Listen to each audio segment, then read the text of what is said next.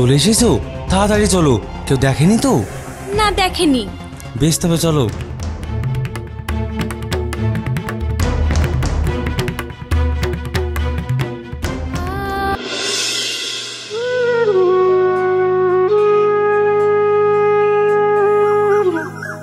মা, আজ এত বেলা হয়ে গেল, কই আপনার ছেলে তো এখনো বাড়ি ফিরলো না? আমিও তো সেটাই ভাবছি, সেই সকালে না খেয়ে ছেলেটা বেরিয়েছে, এখনো যে কেন এলো না? আমি না হয় সামনে একটু এগিয়ে গিয়ে দেখি আসি। যাবে যখন, তখন না হয় একটু খাবার বেঁধে নিয়ে যাও। যদি খোকার ফিরতে আরো দেরি হয় বলা যায় না। ঠিক আছে মা।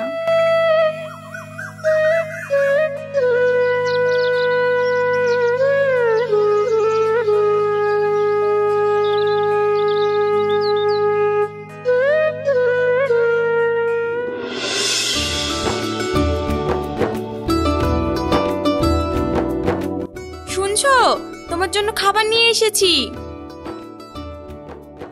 নাসরিন, আরে বাহ, আজ সূর্য কোন দিকে উঠেছে? যেভাবে তোর জন্য মাঠে খাবার নিয়ে চলে এসেছে। সেটাই তো দেখছি। নাসরিন, তুমি এখানে?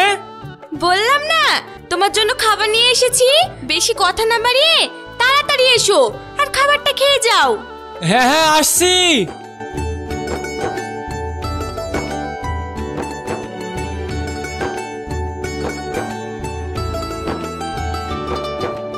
আরে ভাবি, তুমি আবার এই অসময়ে হঠাৎ করে খাবার আনতে গেলে কেন? আসলে আজ তোমার ভাইয়ের ফিরতে অনেক দেরি হচ্ছে দেখে খুব চিন্তা হচ্ছিল, তাই আর কি চলে এলাম। বেশ ভালোই করেছো। এরকম বউ সোহাগী কপাল কয়জনের বা হয়? আমার সুরজ ভাইয়ের কপাল ভালো যে তোমার মতো এত সুন্দর আর গুণবতী বউ পেয়েছে। আসলে এই কটা দিন একটু আমাদের কাছ থেকে বাড়ি ফিরতে দেরি হবে। আবহাওয়া খুব একটা ভালো না তো, তাই জমিদারের হুকুম যত তাড়াতাড়ি সম্ভব যেন কাজটা সেরে ফেলি। ও তাই? তাহলে যে কটা দিন তোমাদের কাজের চাপ থাকবে সেই কটা দিন না হয় আমি তোমাদের জন্য খাবার নিয়ে আসবো, কি বলো ভাই? তাহলে তো খুব ভালো হয়।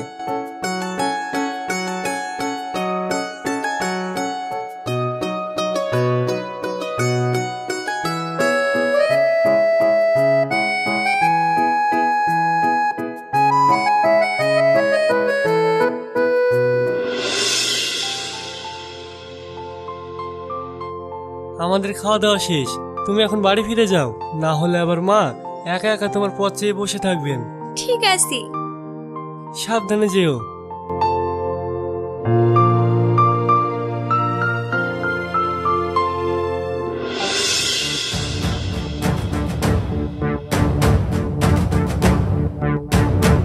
আপনি? হ্যাঁ আমি। কেন, আমাকে দেখে অবাক হলে নাকি? অবশ্যই অবাক হওয়ারই কথা। আপনি এভাবে বলছেন কেন? এভাবে বলবো না তো কিভাবে বলবো? আজ 9 মাস হয়ে গেল, বাড়ি ভাড়া দেওয়ার কোনো নামই নেই। বলি এবার ভাড়াটা দিয়ে বাড়িটা ছেড়ে আমাকে উদ্ধার করেন। অনেক দিন তো হলো, আর কটা দিন অপেক্ষা করেন, আমার ছেলে আপনার সমস্ত টাকা শোধ করে দেবে। দেখুন, আপনাদের এই কথা অনেক শুনেছি, আর শুনতে চাই না। হয় টাকা ফেলুন, না হয় বাড়ি ছাড়ুন। আমি হাত জোর করে বলছি, আপনি আর 10টা দিন সময় দিন, আপনার টাকা আমরা শোধ করে দেব। এইরকম ভাবে বলো না, তোমাকে এইরকম ভাবে দেখতে আমার একদম ভালো লাগে না। আর তুমি যখন বলছো তখন নয় তোমার মুখের দিকে তাকিয়ে আরো 10টা দিন সময় দিলাম। আপনি সত্যি বলছেন ভাই? হ্যাঁ সত্যি, তবে মনে রেখো 10 দিন, আর তার একদিন যদি বেশি হয়ে যায় তার ফল কিন্তু ভালো হবে না। তবে তুমি চিন্তা করো না, তোমার জন্য আমি আসি তো, আমার সোনাটা।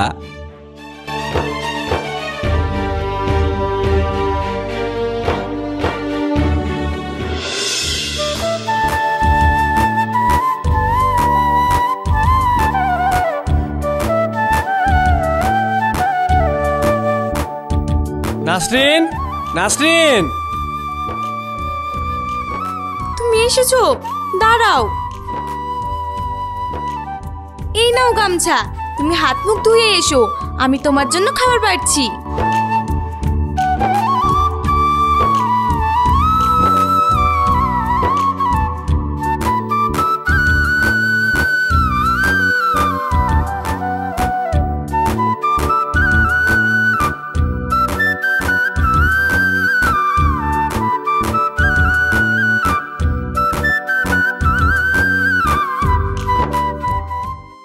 আচ্ছা খোকা, মালিকের সাথে কিছু কথা হয়েছে? কথা? কি কথার ব্যাপারে বলছো? ওই যে তুই বলেছিলিস না তোর মালিক নাকি তোকে 20,000 টাকা ধার দেওয়ার কথা বলেছিল। ও এই কথা। মালিক বলেছেন সামনেকার কাজটা মিটে যাক তারপর দেবেন, কিন্তু হঠাৎ করে টাকার কথা জিজ্ঞেস করলে কেন? আর এসে থেকেই দেখছি তোমাদের মনটাও খারাপ। কিছু কি হয়েছে? আসলে আজ ঘর মালিক রাকেশ এসেছিল আর বলে গিয়েছে 10 দিনের মধ্যে টাকা না দিতে পারলে আমরা যেন বাড়ি ছেড়ে চলে যাই। 10 দিন? হ্যাঁ রে খোকা, 10 দিন। ঠিক আছে, তোমরা এই নিয়ে চিন্তা করো না। আমি মালিকের সাথে কথা বলে ঠিক একটা ব্যবস্থা করে ফেলবো। তাই কর বাবা, না হলে যে শেষ আশ্রয়টাও হারাতে হবে।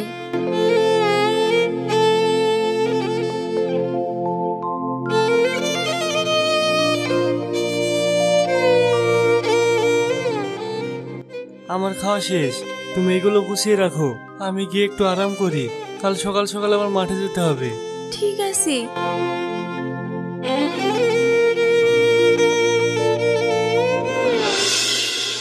আচ্ছা নাসরিন, আমাদের এই অভাবের সংসারে তোমার নিজেকে মানিয়ে নিতে খুব কষ্ট হয় বলো? মোটেই না। তোমাকে এই সমস্ত কথা কে বলেছে? আর তাছাড়াও তুমি এমন ভাব করছো যেন আমি কোনো রাজপ্রাসাদ থেকে এসেছি। আমিও না তোমার মতো এরকম করে ঘরে থেকে এসেছি, বুঝলে মশাই? তাই বুঝি? তবুও যেন ভয় হয়, মনে হয় এই যেন তুমি আমাকে ছেড়ে চলে যাবে। ছেড়ে চলে যাব? আচ্ছা বেশ, মেনে নিলাম যে তোমায় ছেড়ে চলে যাব, কিন্তু কি কারণে যাব সেটা তো বলো। কি কারণে আবার? এখনকার স্বামীরা তো স্ত্রীদের চাহিদা মেটাতে পারছে না বলেই তো চলে যাচ্ছে। আর আমি তোমাদের চাহিদা তো দূরের কথা, ঠিক মতো তোমাকে ভাত আর কাপড় দিতেই পারি না। ওইসব কিছু দরকারও আমার নেই, শুধু সবসময় আমাকে এরকম ভাবে ভালোবেসো, তাহলেই হবে।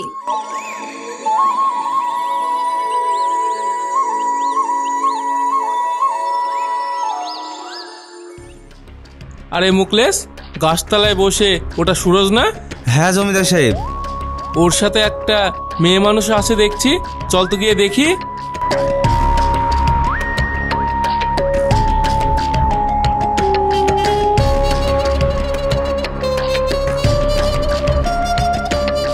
আরে মালিক, আপনি?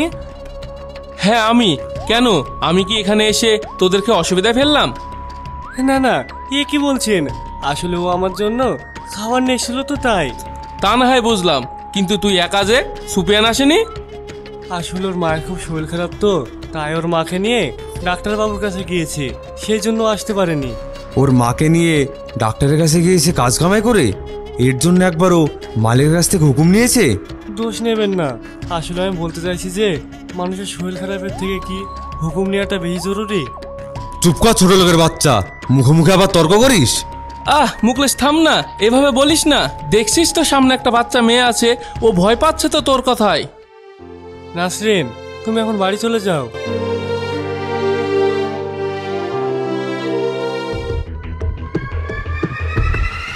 আরে সুরজ, ওটা তোর বউ নাকি? হ্যাঁ। তোর কপালটা খুব ভালো যে তুই ওরকম একটা সুন্দরী মিষ্টি বউ পেয়েছিস।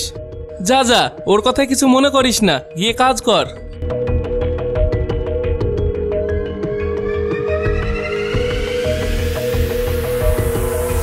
জানিস তো রেজাউল, আজ অনেক বছর পর সুরজের বউকে দেখে আমার জানি না কেমন জানি মনের ভেতর আবার নতুন করে প্রেম জেগে উঠলো।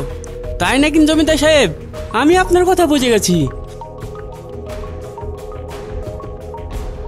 বুড়ো 3 কাল গিয়ে 1 কালে ঠেকেছে, আর এখন নাকি মনে রং জেগেছে।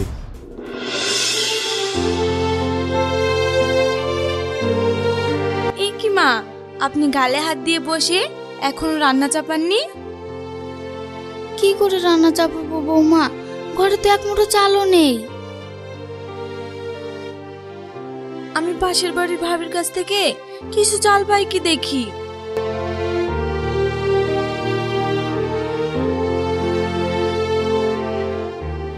ভাবি, ও ভাবি, বাড়িতে আছেন? আরে নাসরিন, তুমি এসো এসো বসো।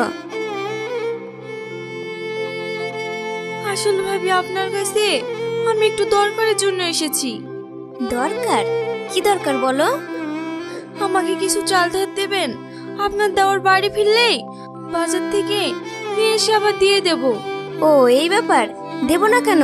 তুমি বসো, আমি এক্ষুনি নিয়ে আসছি।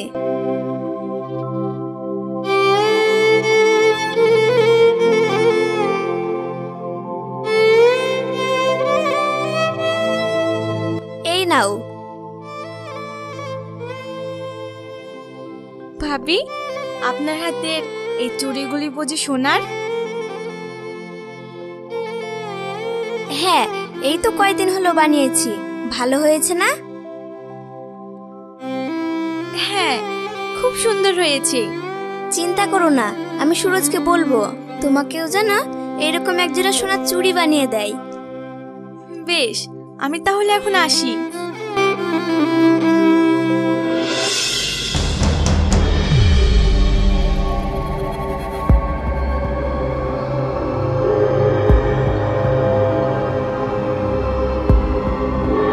আপনি আমাকে ডেকে পাঠিয়েছেন?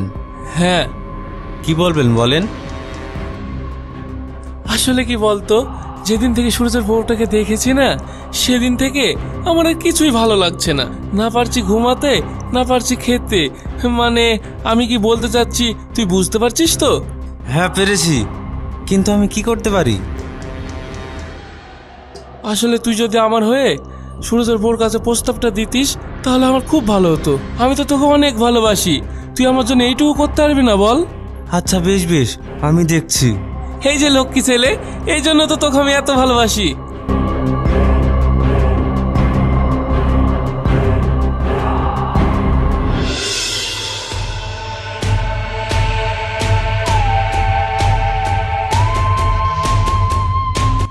আপনি আপনি এখানে?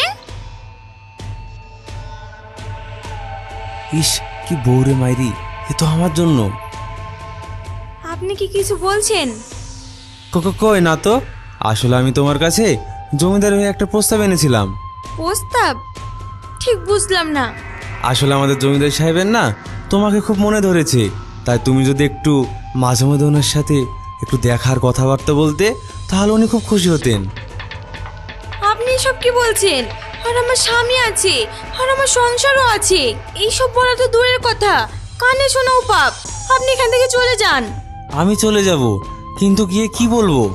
আপনি বলবেন যে আমি ওনার প্রস্তাবে না বলেছি। তাহলে এটাই কি তোমার শেষ কথা? হ্যাঁ, এটাই আমার শেষ কথা। ঠিক আছে তাহলে।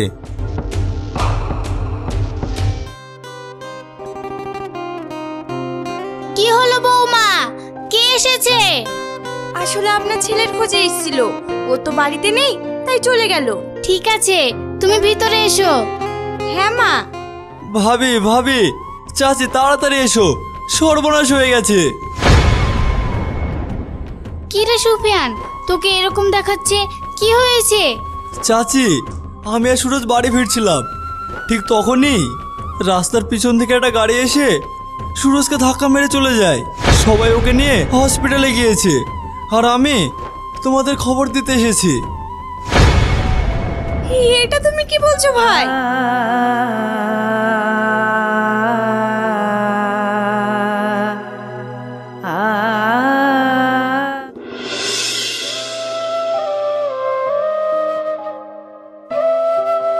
সুরজ, সুরজ, বাইরে বেরিয়ে আয়।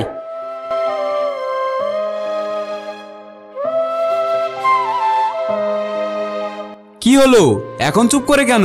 খুব তো 10 দিন সময় নিয়েছিলে, এবার টাকা ফেলো, নইলে বাড়ি ছাড়ো। আসলে ভাই, আপনি তো সবই জানেন। হঠাৎ করে আমার ছেলেটার কোথায় থেকে কি হয়ে গেল। এই মুহূর্তে আপনার টাকাটা কিভাবে দেব বলেন? কেন, এই কথাটা আগে মনে ছিল না? বেশ ভালো, টাকা দিতে পারবে না তো আমার বাড়ি ছেড়ে দাও। না ভাই, আপনি এইভাবে বলবেন না। এই মুহূর্তে বাড়ি ছেড়ে দিলে আমি আমার অসুস্থ ছেলেটাকে নিয়ে কোথায় গিয়ে দাঁড়াবো বলেন? তুমি কোথায় যাবে সেটা আমি কি করে বলবো? এই শাহিন, ঘরের জিনিসপত্র সব বাইরে ফেলে দে।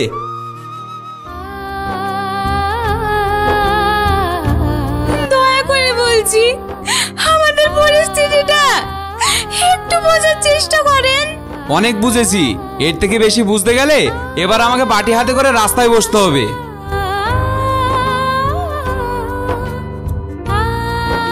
দাঁড়াও, এসব কি হচ্ছে? কি হচ্ছে? 9 মাসের ভাড়া বাকি আছে, একটা টাকাও দেয়নি, তার উপর দিনের পর দিন সময় নিয়েই চলেছে। তাই বলে আপনি একটা পরিবারের সাথে এরকম ব্যবহার করবেন? হ্যাঁ করব, অতই যদি তোমার গায়ে বাঁধে তাহলে ওর হয়ে টাকাটা তুমিই দাও না বাপু। দরকার হয় তাই দেব। কত টাকা পান বলেন তো? 9,000 টাকা। এইসব আপনি কি বলছেন? এত টাকা আপনি দেবেন? হ্যাঁ দেব। আপনারা তো ভুলে যাচ্ছেন, আজ না হয় সুরজের এই অবস্থা, কিন্তু একসময় সুরজ তো আমার বন্ধু ছিল, তাই একজন বন্ধু হয়ে আরেকজন বন্ধুর জন্য এইটুকু তো করতেই পারি।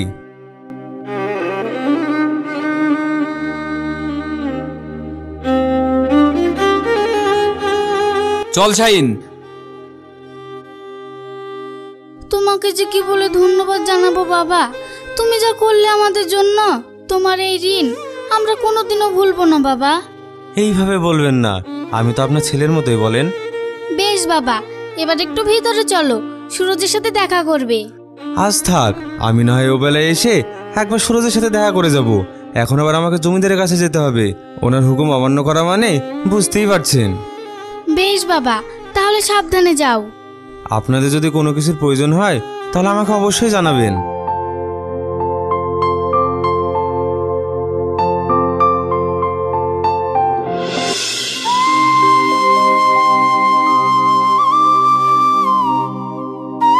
নাসরিন ভাবি, নাসরিন ভাবি।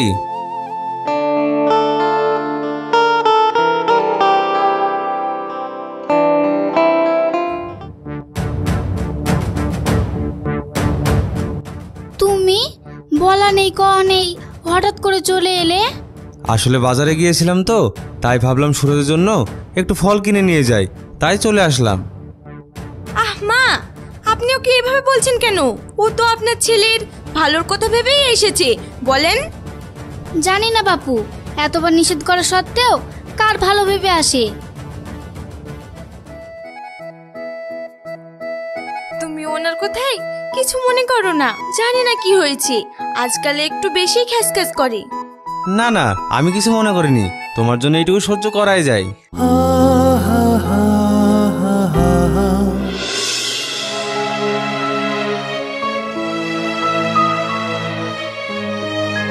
আরে চাচি, আপনি কাজ করছেন যে? বৌমা নেই বাড়িতে? ও একটু দরকারি কাজের জন্য বাইরে বেরিয়েছে। দরকারি কাজের জন্য? জানি না বাপু, মেয়ে মানুষের রোজ রোজ পার্কে, রেস্টুরেন্টে, সিনেমা হলে কি এত দরকারি কাজ থাকে? মানে এইসব তুমি কি বলছো?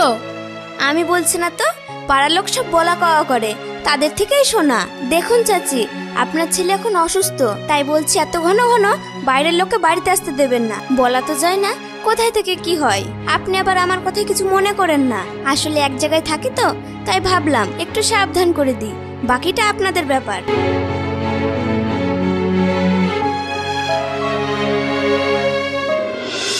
আচ্ছা, তুমি যে এত টাকা আমাদের পিছনে খরচ করো, এত টাকা তুমি কোথায় পাও?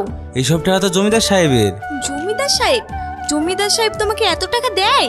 ভাবলে কি করে যে ওই কিপ্টে জমিদার শুধু শুধু আমাকে এত টাকা দেবে? ও তো এইসব টাকা তোমার জন্যই দেয়। আমার জন্য? মানে? ওই বুড়ো জমিদার তো তোমাকে বিয়ে করার জন্য আমার হাত দিয়ে এত টাকা পাঠায় যাতে তুমি পটে যাও। ও তো আর জানে না যে এখন এই গ্রামের সব থেকে সুন্দর পাখিটা আমার কাছে বন্দি। যা, তুমি যে কি বলো। সত্যি বলছি নাসরিন, এইভাবে আর কতদিন কাটাবো? তার থেকে ভালো চলো না আমরা বিয়ে করে নিই। এটা তুমি কি বলছো? আর তাছাড়াও এত তাড়াতাড়ি আমাদের বিয়ে করাটা ঠিক হবে না। এখন যেমন চলছে তেমন চলুক, পরে যখন পরিস্থিতি জটিল হবে তখন না ভেবে দেখা যাবে। বেশ, তোমার যা ইচ্ছা।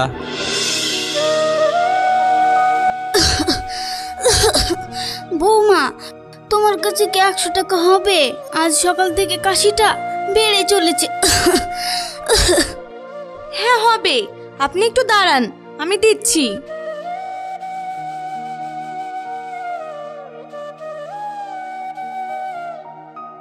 এই নিন। আচ্ছা বৌমা, এত দামি ফোন তো আমি তোমার কাছে আগে কখনো দেখিনি। এই ফোনটা তুমি কোথায় পেলে?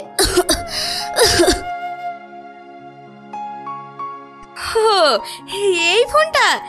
এটা তো মুকলেশ ভাই দিয়েছে। মুকলেশ?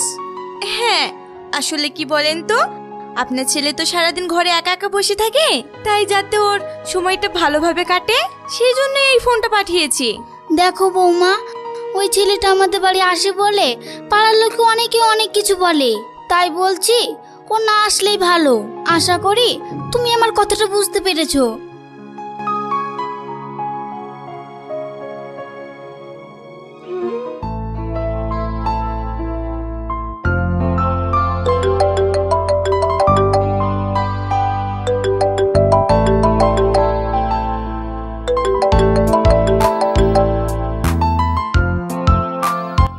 হ্যাঁ সোনা, বলো। কি করছো সোনা? আমার আবার কি কাজ, সারাদিন বাড়ির আর এই বাড়ির মানুষগুলোর 5-4 মাস খাটতে খাটতে দিন চলে যাচ্ছে। আহারে আমার সোনাটা, চলো তোমাকে একদিন রেস্ট দেওয়ার জন্য কোথাও দুজনে মিলে ঘুরে আসি। সত্যি বলছো? হ্যাঁ বাবা, সত্যি। ঠিক আছে তাহলে।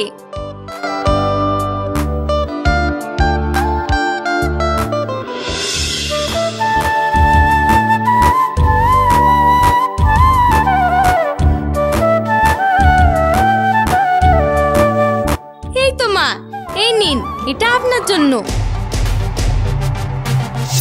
এটা আপনি কি করলেন? আপনার জন্য কত ভালোবেসে নিয়ে আসলাম আর আপনি ফেলে দিলেন?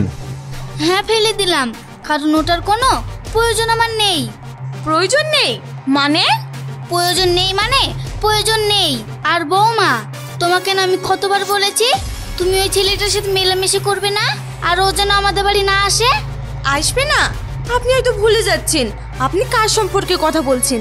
আর এতদিন এই মানুষটার জন্যই এখনো দুবেলা দুমুঠো অন্য কপালে জোটে আপনার ছেলের ডাক্তার খরচা চলে, নইলে এতদিন সবাইকে না খেয়ে মরতে হতো, বুঝলেন? তুমি বুঝতে পারছো না বৌমা, ও আমাদের বাড়ি আসে বলে পাড়ার লোকে নানা রকম কথা বলে, খারাপ ভাষা দেয়। দেখুন, পাড়ার লোকে কে কি বললো তাতে আমার কোনো কিছু যায় আসে না। পাড়ার লোকে আমাকে খেতে দেয়। পাড়ার লোক দেখ বা না দেখ, প্রয়োজনে আমি ভিক্ষা করে এনে আমার ছেলে চিকিৎসা করাবো, তবু ওর টাকা আর নেব না। এটা আপনি কি বলছেন? আমি তো আপনার ছেলের মতোই। খবরদার, তুমি আর একটা কথা বলবে না। তোমার জন্য আমাদের অনেক সম্মান হারিয়েছে। আর না, আজকের পর থেকে যেন তোমাকে এই বাড়ির সীমানায় না দেখি, নইলে কিন্তু আমার থেকে খারাপ আর কেউ হবে না।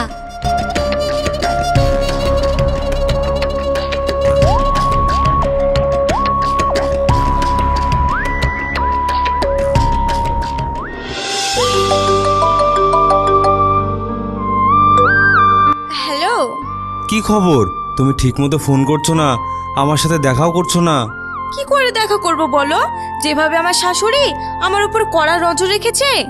দেখো, আমি অত কথা শুনতে চাই না, আমি শুধু তোমাকেই চাই। এবার তুমি ভাবো তুমি কি করে ওই গন্ডি পার হয়ে আসবে। আমি ঠিক বুঝতে পারছি না, তোমার মাথায় যদি কোনো প্ল্যান থাকে তাহলে আমাকে বলো। বেশ, তাহলে শোনো।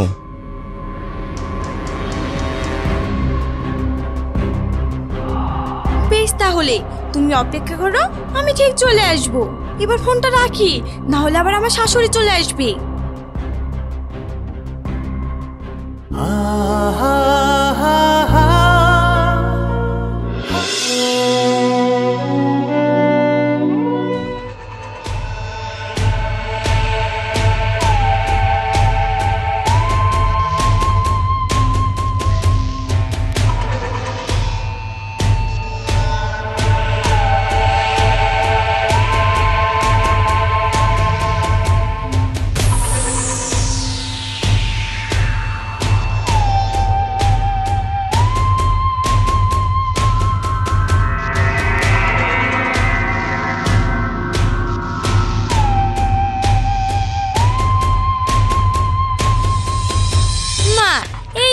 এই গরম গরম দুধটা খেয়ে নিন, তাহলে দেখবেন আপনার গলার ব্যথাটা ভালো হয়ে যাবে। না না বৌমা, আমি খাবো না, ওটা বরং তুমিই খেয়ে নাও। সারাদিন তোমার ওপরেও তো কম ধকল যায় না বলো। এটা আপনি কি বলছেন মা? রোজ তো আমিই খাই, আজকের দিনটা না হয় আপনিই খান।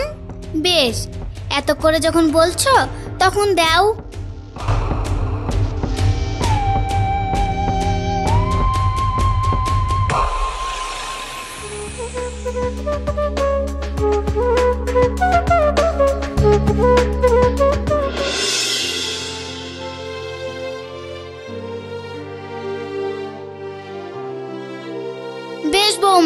তাহলে তুমি সুরজের ওষুধটা ঠিক মতো খাইয়ে দিও। আমার খুব ঘুম পাচ্ছে, আমি একটু ঘুমাবো। ঠিক আছে মা।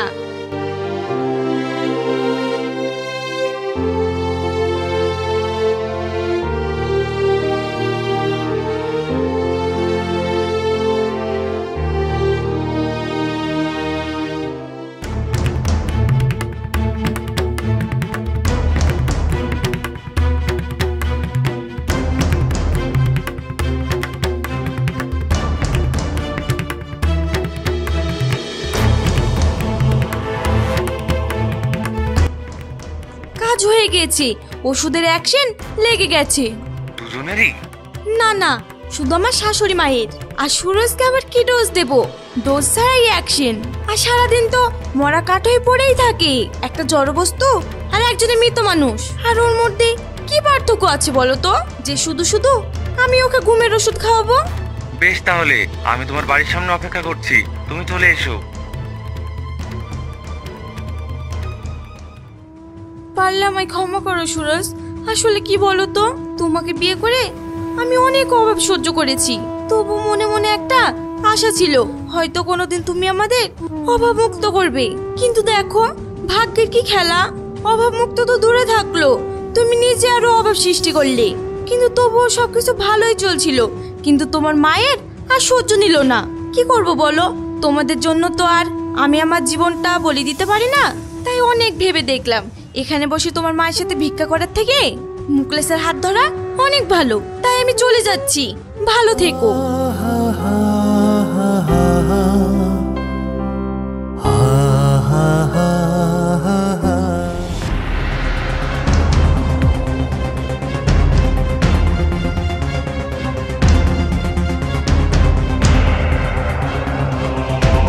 চলে এসেছো? তাড়াতাড়ি চলো, কেউ দেখেনি তো? না দেখেনি। বেশ, তবে চলো।